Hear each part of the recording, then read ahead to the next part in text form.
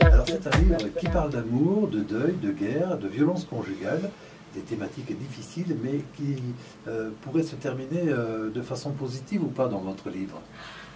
Tout à fait, tout à fait. Je crois que depuis les débuts, pour toutes celles et ceux qui m'ont fait confiance et qui m'ont lu, savent que mes ouvrages ne sont pas à l'eau de rose, savent qu'ils sont empreints de faits réels, de faits parfois sordides et douloureux, mais il n'en demeure pas moins que tous sont construits de telle façon que les personnages mettent en lumière une conviction inébranlable au rebond. Et ce livre, comme les précédents, se termine sur une magnifique touche d'espoir et nous apprend finalement à être dans le rebond et dans le sentiment qu'il est possible de se reconstruire indépendamment des obstacles, des aléas qui peuvent être parfois extrêmement douloureux.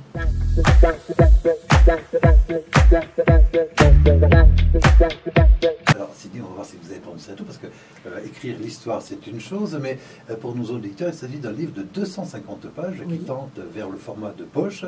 Alors au niveau de la lecture, est-ce qu'on peut s'arrêter rapidement et reprendre le fil de l'histoire aisément? Parce que ça fait partie aussi du succès d'un livre, c'est de se dire, mais tiens, ça c'est un livre, ça va, parce qu'on peut s'arrêter et y revenir quand on veut. Mais totalement, je pense qu'on est tellement happé par un quotidien intense, tout un chacun, que parfois on a envie de lire, mais on est finalement appelé à faire d'autres choses. Et puis, alors on met le marque-page avec frustration au milieu des pages, et puis on ne sait plus trop où on s'est arrêté. Et ça, c'est quelque chose qui me met en difficulté moi-même en tant que très grande lectrice, qui lit le soir et qui peut tomber de fatigue, mais qui veut aller jusqu'au bout du chapitre. Et s'il est trop long, ou s'il n'y en a pas, c'est vrai que ça peut paraître un peu délicat et ça me frustre. Alors de fait, je me permets de penser à mes lecteurs, et à ce titre-là, le livre de 250 pages est articulé sur la base, me semble-t-il, de 11 chapitres, et même à l'intérieur de ces chapitres, il y a un petit système d'étoiles qui vient sous-compartimenter, de sorte que l'on peut s'arrêter aisément et savoir où reprendre dès lors qu'on le souhaite.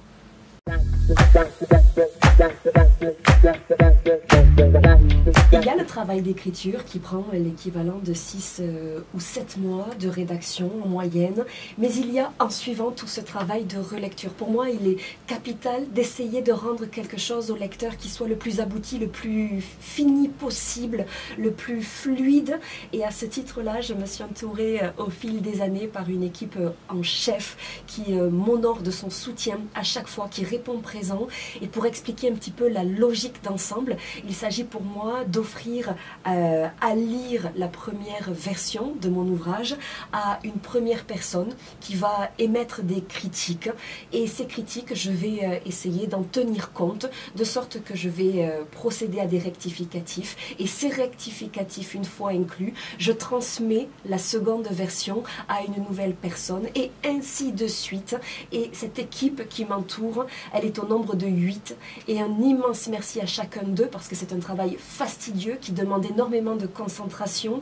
Et ce qui est assez passionnant, Jean-Pierre, c'est finalement que chaque personne a un regard totalement différent.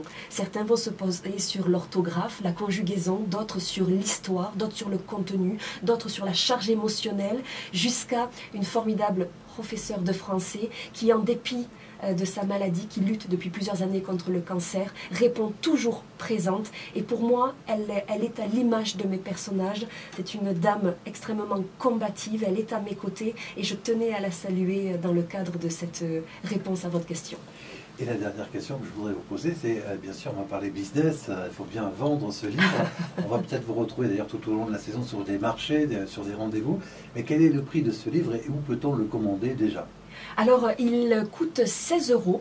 Il peut être retrouvé sur mon site internet, tout simplement en tapant roman avec un S, .cindytrière.com. Ou si vous ne vous souvenez pas de l'adresse, eh bien vous pouvez tout simplement taper sur internet boutique Tremplin Carrière, boutique Cindy Trière ou roman Cindy Trière, et vous devriez pouvoir arriver jusqu'à la page de vente de ce roman. C'était notre invité Cindy Trière pour le 4e roman, dans les murmures du vent, bleu et rose. On en sait un petit peu plus sur cet ouvrage. Bravo, merci. Bonne continuation et à bientôt sur DFM. Avec grand plaisir, au revoir.